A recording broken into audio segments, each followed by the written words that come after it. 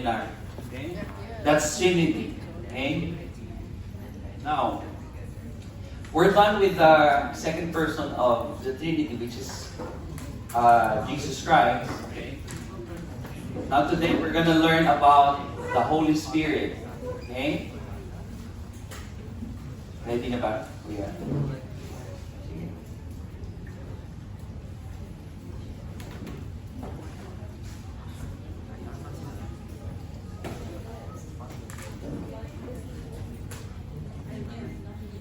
If you have your Bibles with you, open it in Acts chapter 1, 6 to 11. Len? Alin? Ano na lang? Nag-ano siya eh? Magcha-chubby. Alam ko chubby ako. Oo, wala. Okay, you're done? Acts chapter 1, verse 6 to 11. Okay. So that's our main passage or main text for this morning. Shall we pray first before we study the Word of God? Let's close our eyes and let's bow down our head. Let's pray. Father, into your hands, Lord, we commit to you our time of studying your Word. God, the Holy Spirit, as we study, Lord, your person, your work, your function, Lord, in us, Lord, we pray, Father, that you will illuminate our minds, Lord. May you open, Lord, our hearts, our mind, Lord. And may we learn, Lord, truths and principles from you, Lord, personally, Lord. And we pray, Lord, that may we glorify you, Lord, as we discuss, Lord, things about you. In Jesus' name we pray. Amen and amen. Okay? So, this account is from the book of Acts, right? After the ascension of Jesus Christ, the disciples and all the believers went to upper room. Okay? And this is where review, no? Kumbaga parang commemorate and remember what the Lord told them. It says, so when they had come together, they asked him, Lord, will you at this time restore the kingdom to Israel? So dito, before ascension ito ha. So they were asking Jesus, the disciples, no? And then he said to them, it is not for you to know times or seasons that the Father has fixed by His own authority. Okay? And then the following verse, but you will receive power when the Holy Spirit has come upon you, and you will be my witnesses in Jerusalem, Judea, Samaria, and of the earth. And when he had said these things, as they were looking on, he was lifted up, and a cloud took him out of their sight. So this is the time the second person of the Trinity, Jesus Christ, ascended to heaven. Okay? Nakakita na kayo na balloon or lobo na umaangat? Okay?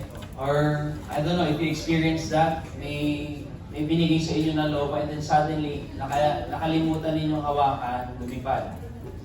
Okay? Ako ay may lobo. You're familiar with that song? That Tagalog song? Lumipad sa langit. What happened? Hindi ko na nakita. Okay, but we're not going to talk about that. No? Now, while they were gazing into heaven, what do you mean by gazing? Stargazing? No? Wow. Yeah, looking up. Tinitingnan nila si Jesus. Okay? Behold, two men stood by them in white robes. Okay? So for me, ang interpretation dito ng scholars, mga angels po. Okay? Heavenly beings. And said, men of Galilee. Okay? Because these are Galileans. These disciples, mga disciples of Jesus. Why do you stand looking into heaven? This Jesus was taken up from you into heaven will come in the same way as you saw Him go into heaven. So ito, meron ng a little bit of taste ng second coming dito. Okay? Sabi dito, same Jesus who was taken up from into heaven will come in the same way. So sa second coming, ganun din. Sa cloud din. Sa taas din, may kita natin si Jesus. Pag sinundo niya na yung bride niya. Sino yung bride niya? Yung church. Okay? And who are the church? Who is the church? Us. Okay? So kapag buhay ka pa, no? At dumating si Jesus, praise God, kasama ka sa rapture. Pero kung hindi ka pa pala rin, it's okay. Di ba? Kasama mo pa rin si Lord. Okay? Now, here, on this account, was introduced the third person of the Holy Trinity, the Holy Spirit. Now, imagine a relay race. Sino dito naka-experience na sa school, sa camp, yung relay race? Okay? Now, each runner has one goal, right? Ano ang goal? Yun. Or kung ano yung instruction or mechanics. Let's say, for example, yung bola from here, from point A to point B, dapat makakarating using your ilong. Diba? Yun di ba? Of course, syempre, in-exage ko lang. Now, imagine in a race, carrying a baton. Okay? Baton and pass it on, keeping the team moving toward the finish line. You're correct. Okay? The goal is to really go to the finish line. And if one runner drops a baton or refuses to run, the team what? What happened to the team? Okay, they will lose or they will fail. Now in many ways, listen to this. This is what Jesus did. Before His ascension, He ran His race on earth perfectly. But He didn't leave us stranded. Sino dito naka-experience na stranded sa may elevator? Yun, si Zach. Okay. So far, wala pa. Praise God. Pag-pray nyo, wag. Kasi hindi maganda. Lalo-lalo kung may asthma ka. Okay? Kung may asthma ako, tapos, syempre, takot ako sa, may fear of height. Ladies and gents, we're going to see how the Spirit, Holy Spirit, continues Jesus' work in our lives. Amen ba doon? Are you here? Yes. Now, in many ways, look at this, di ba? Imagine, no? Yun sila, no? Ganyan siguro yung ano nila, no? Marathon nila dati. Now, let's explain the first point about the work and the person of the Holy Spirit. So, syempre, hindi naman basta nag-appear lang or bumaba lang si Holy Spirit. So, meron silang process. Okay? So, nung nag-ascend si Jesus Christ, siya lamang pag-descend ng Holy Spirit sa atin. And you can read that in Acts verses 6 to 9. Jesus had completed His earthly mission. Ano yung mission niya? To teach about the kingdom of God, to teach about the gift of eternal life, okay, salvation, healing. He died and then He rose again. That's the mission. That's why when He hung on the cross, and yung last breath niya, ano yung sabi niya? Ano yung last word niya? It is finished. Tetelestai. Okay? I have finished the race. I have finished the course, Father. Now it's time for the third person of the Holy Trinity to come. His work wasn't over for the world.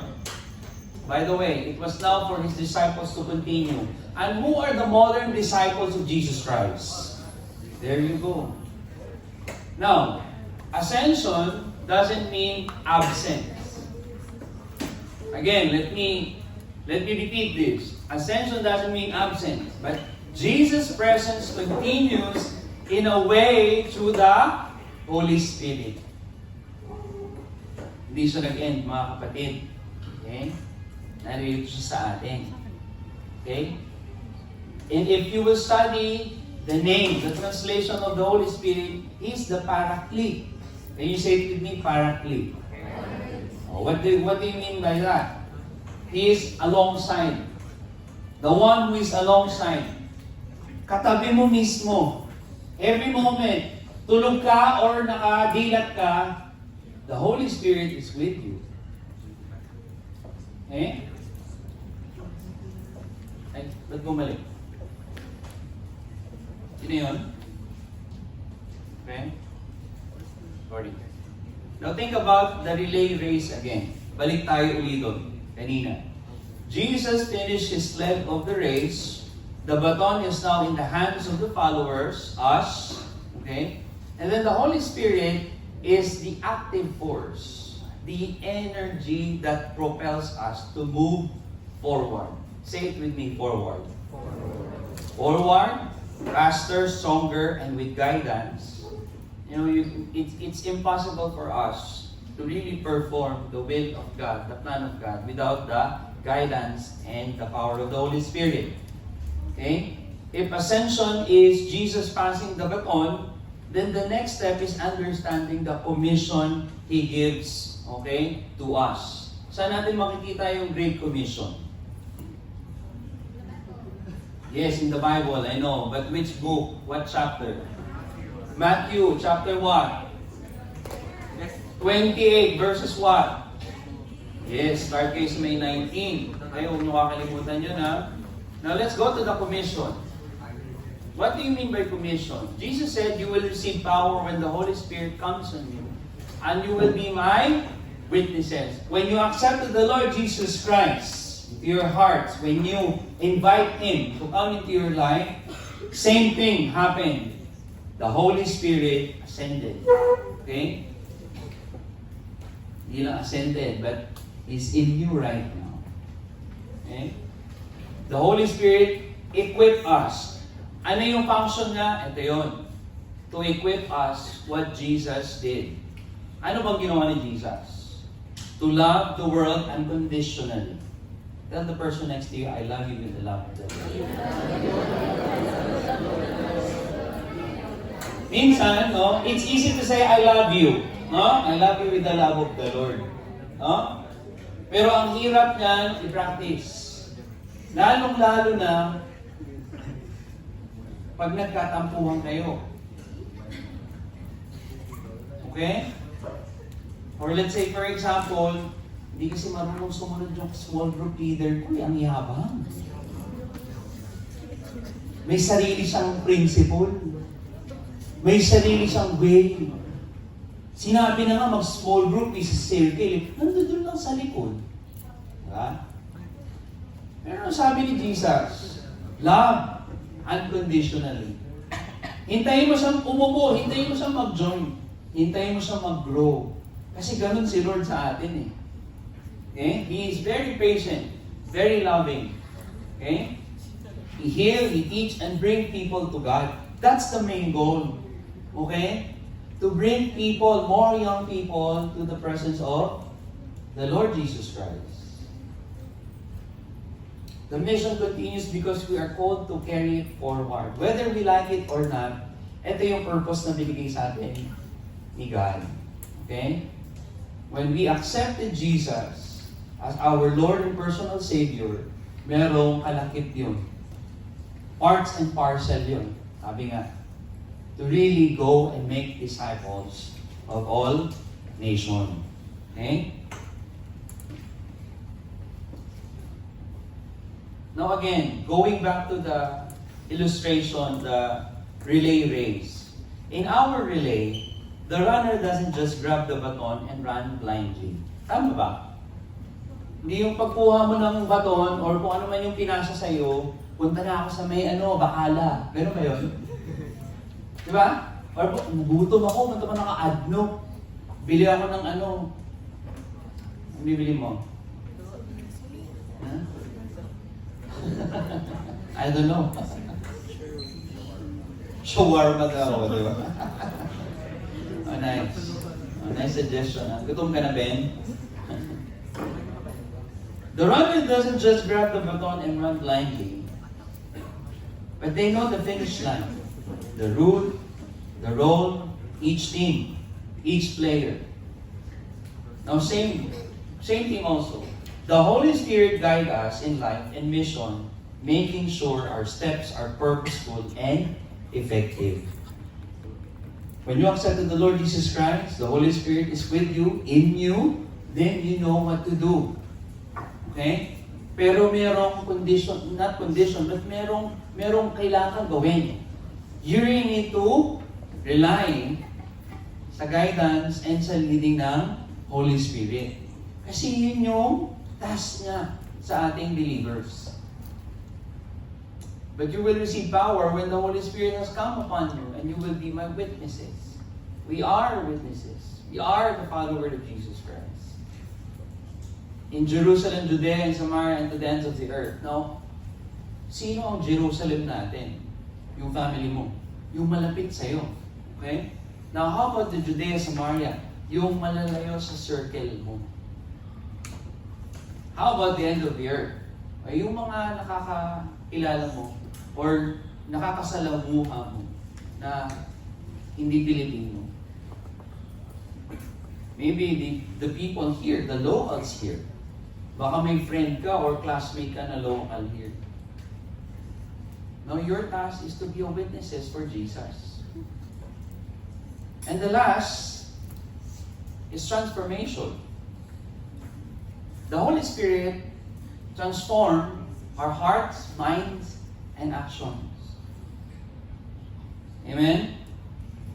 When you rely and depend on the Holy Spirit, sabi nga, the Holy Ghost, of course, He will align your thinking pattern mo. Kung dati, nood ka ng mga pornographic materials, when you accepted the Lord Jesus Christ, and the Holy Spirit is in your mind now, He is changing you, He is transforming you. Kung dati, chismosa ka, marites ka ng marites, when you accepted the Lord Jesus Christ, okay, you change. Hindi ka na nang babackstab, hindi ka na nagchichismis ng mga ka-D group mo, ka-small group mo, sorry D, small group mo. But you're sharing the good things about God, the good things about your life, and the good things about the life of the people around you. Hindi ka nakafocus sa mga kamalian nila. Hindi ka nakafocus sa mga impurities nila. But you're focused on how you will build each other for the Lord. Amen ba, young people? We're not just carrying the baton. Okay? We are being changed to reflect Jesus. Jesus' characters in us. In everything we do. Spiritual transformation ensures that our work mirrors Jesus, love, truth, and power.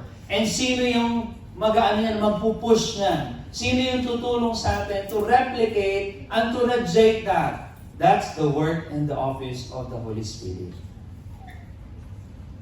Amen? Hello? Wala, if you will not depend to the work and leading of the Holy Ghost, sarili mong way pa rin yan. Selfish ka pa rin. Eh? Dirty mind ka pa rin. Mahilig ka pa rin mag-green jokes. Mahilig ka pa rin mag-chismis. Mahilig ka pa rin mag-backstab. Okay? Pero pag si Lord na, ang nasa sa'yo, yung Holy Spirit na nandiyan dyan, inilagay niya sa'yo, that active force, okay, will tell you, Ben, ito gagawin mo ha, pag nakikita mo yung mga ganyan. Okay?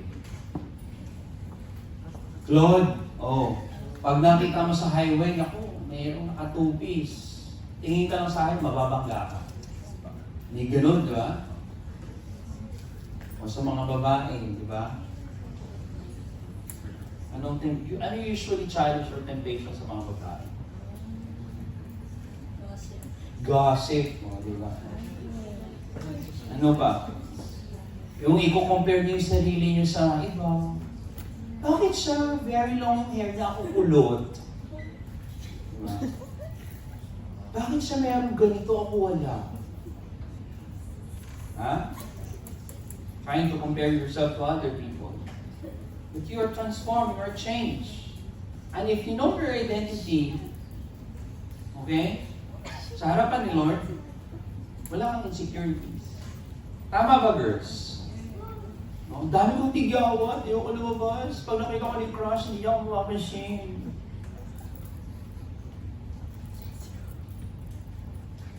Now in John 16 to 17 it says, "And I will ask the Father, and He will give you another helper." Ito yung helper, ito yung paraclete in Greek. So God the Holy Spirit is our helper. Sino rin nag-struggle sa calculus, geometry, trigonometry? Oh. Ito lang This is my personal experience. Because I accepted the Lord Jesus Christ when I was in first year high school. So, syempre, gusto ko yung math, pero ayoko na yung nagde-define. Saan ba yung define? Trigonometry ba yan? Sa trig ba yan? O sa geometry? Basta yung magde-define ka, tapos ang dami mong the whole whiteboard. Pag kayo nag-solve kayo. But you know what?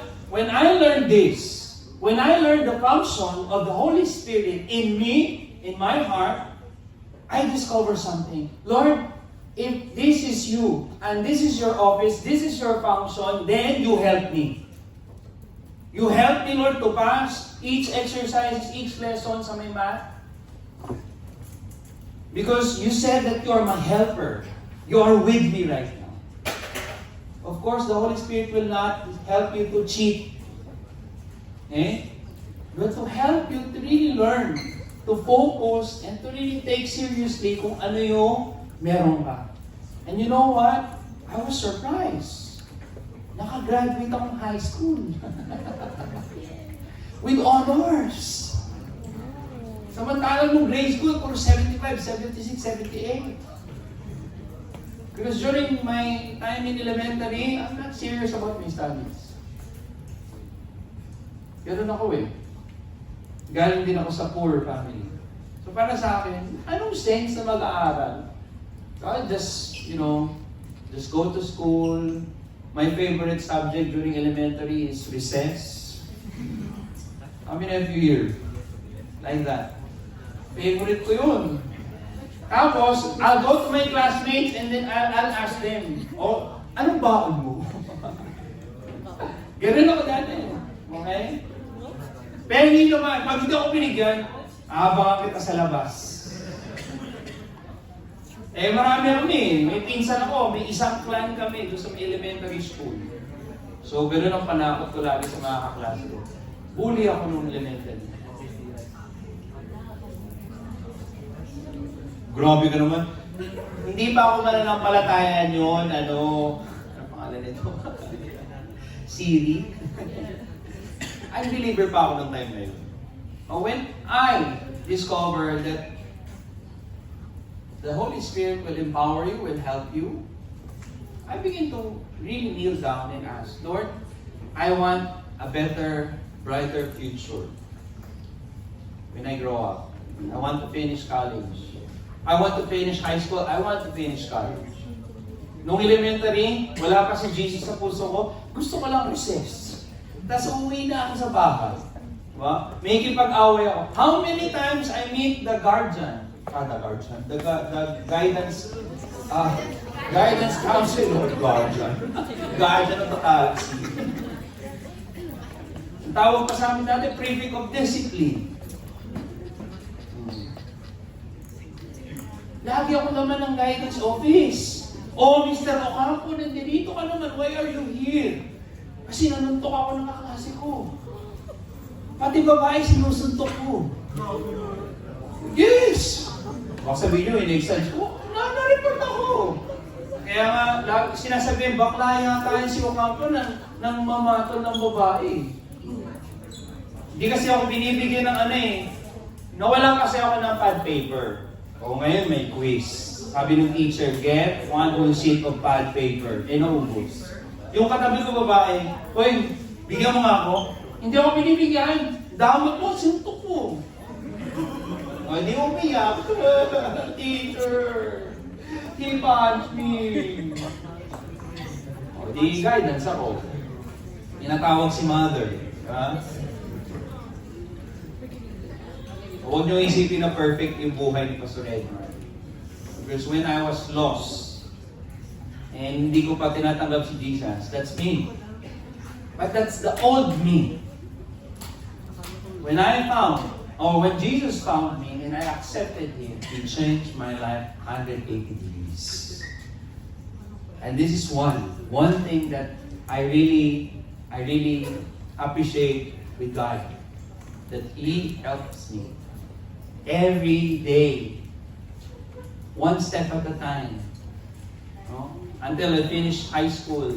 I finished my seminary studies in Bethel Bible College. And this time, naging music teacher pa ako sa international school. Even the Spirit of truth, whom the world cannot receive because it neither sees Him nor knows Him. This is amazing. Kasi si Jesus may body siya. Nagkaroon ng body si Jesus. So pag dumating sa uli, second coming, may kita natin may body siya. Pero si Holy Spirit, wala siyang body. Kaya nasa seminary, sinasabi namin siya, para siyang live prod. Alam niyo yung live prod? They always do the work behind the scene. Hindi nakikita sa spotlight. Hindi katulad nila CJ, yung mga tumutugtog dito, kumakanta rito, kita lagi kayo. Parang ganun si Jesus. Pero si Holy Spirit, behind the scene siya. Lagi siyang nasa likod lang. Pero nung bumaba siya, very clear yung sinabi ni Jesus, I will give you another counselor. Same kind. Ano yung same kind na yun? God. But his function, okay, is different from me. Okay? Kasi kailangan mong mag-depend sa Kanya. You need to cling and embrace Him each moment, each heartbeat. Kasi Spirit eh. Try to imagine, kaya mong yakapin ang hangin. Can you embrace air? Ha?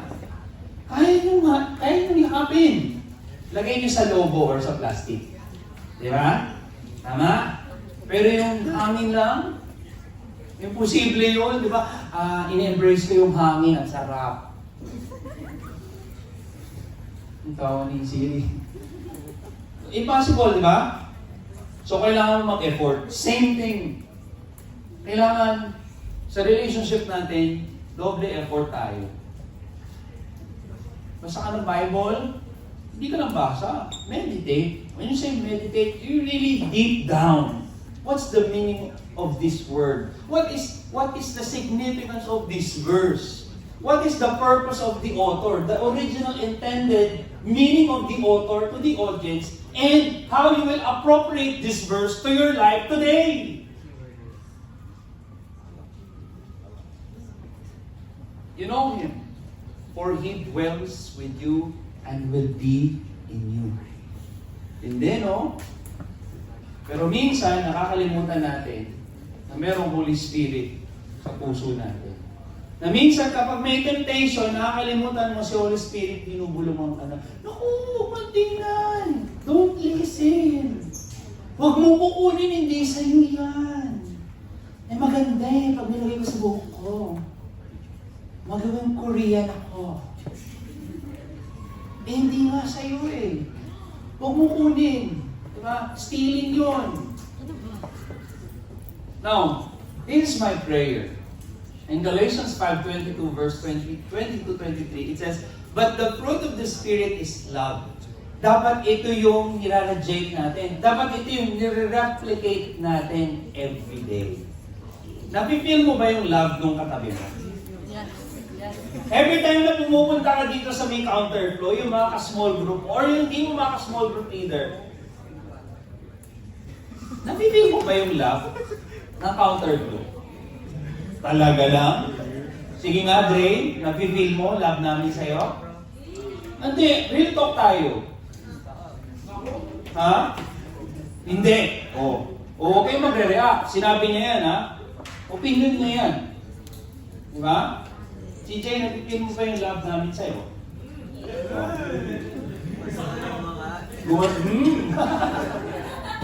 Magkaiba sila. Now, syempre, hindi nyo sila i-judge. Ang maganda dito, guys, here's the thing. Listen. Kung may mga ganun na feel, I'm sure hindi lang sa boys, sa girls din. Diba? I don't know kung ano yung na-feel nyo sa counterflow. But this is my challenge. Same yung Holy Spirit na meron sa atin. Bakit iba yung na-feel ni Andre at saka ni Caesar? O di ba dapat love yung nakikita sa atin? Amen? Dapat joy. Pag pumupunta ba kayo dito sa encounter ko, joyful kayo? Excited kayo? O excited kayo kasi may kita niyo yung mga girls? Ew, grabe naman kayo.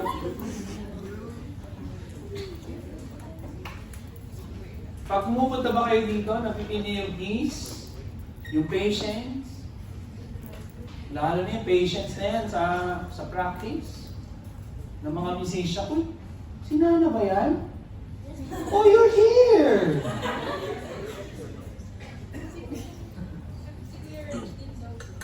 Oh, si Raj, nakita ko. Of course, si Zach. Si Zach, si Claude. Si Nana. Kailan ka dumating?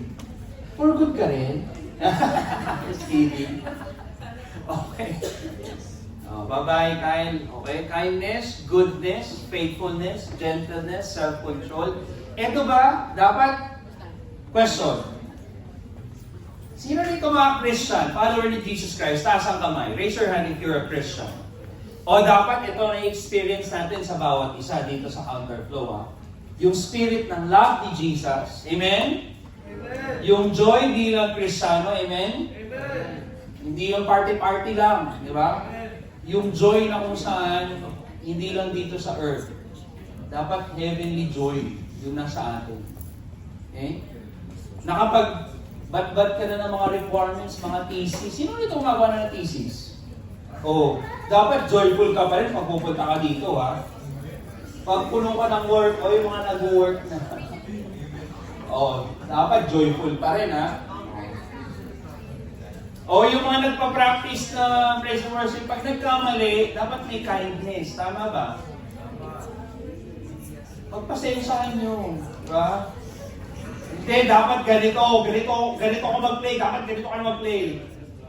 Yung beginner eh, pagpasensahan mo. Konting delay ng time, teach them, disciple them.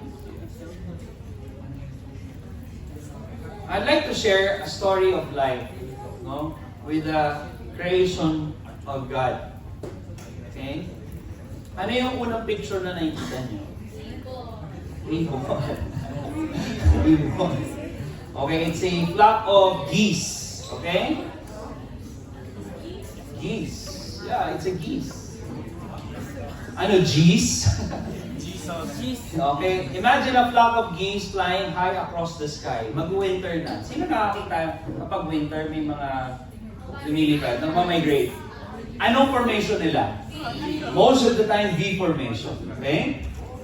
They're in a perfect V formation. Sino yung leader ng mga bibi? Ay, mga bibi. Sino yung leader? Diyan. Yung sa may V formation, sino ang leader doon? Yung nasa unahan. Anong purpose yung nasa unahan?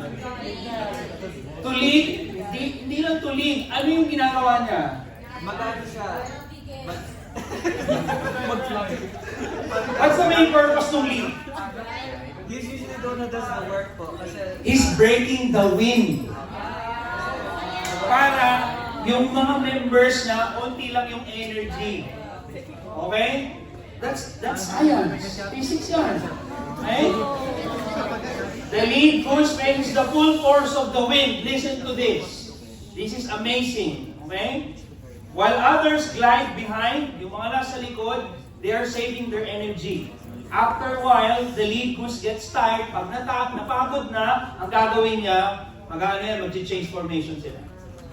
Okay ka naman, Siri. Okay? Pupunta sa may likod, yung isa namang nasa may malapit sa kanya, yun naman mag-lead. Okay? And another takes its place. And the journey continues smooth and steady because each bird takes its turn. Now, what's the second picture? Okay. Now, think about honeybees. Sino itong favorite honey? Yung honey.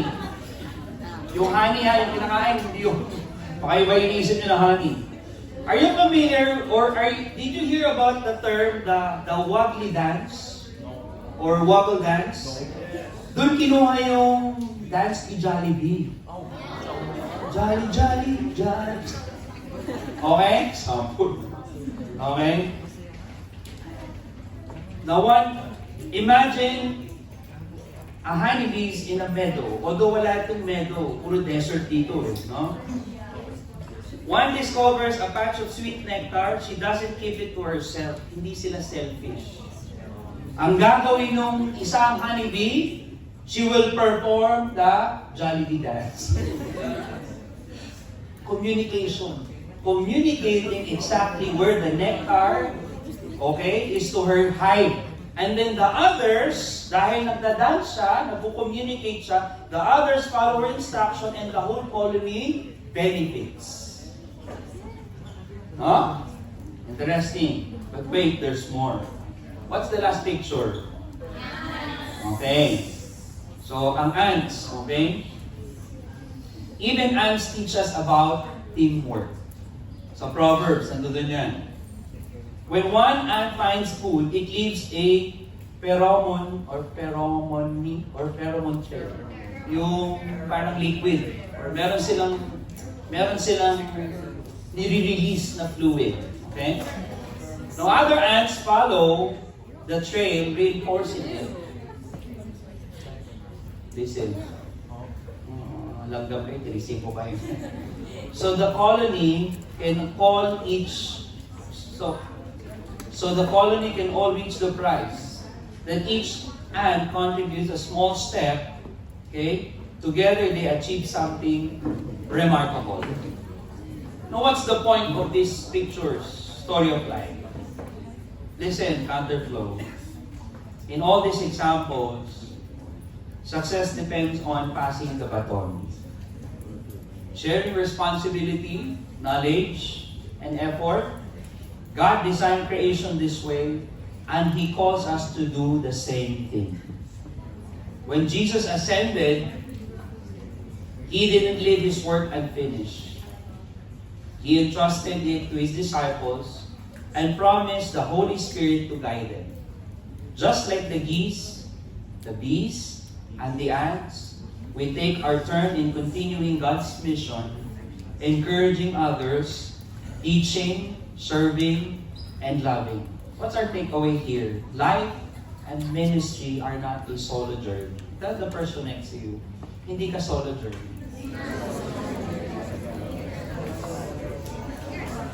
Okay? One team tayo. Now here's the conclusion. Jesus' ascension was not the end. Are you familiar with the term hands-off? Sa basketball, ginagamit yun. It's a way of transferring yung ball from one team player to another. So hindi nag-end nung nag-ascend si Jesus. Pinas na lang sa atin. The Holy Spirit continues the mission. He is our guide. Ini-empower niya yung church tayo and tinatransform na tayo. And like runners, in a way, or in a relay, we are part of God's team. Our mission is to carry the baton faithfully, the gospel, to the other lost young people who need Jesus. Trusting the Spirit to lead the way. Meron pa bang time? Okay, here's the discussion question. You have 3 questions, okay? So, mga kuya, you facilitate. Just ask the question and then learn from your small group. Ano yung i-share nila?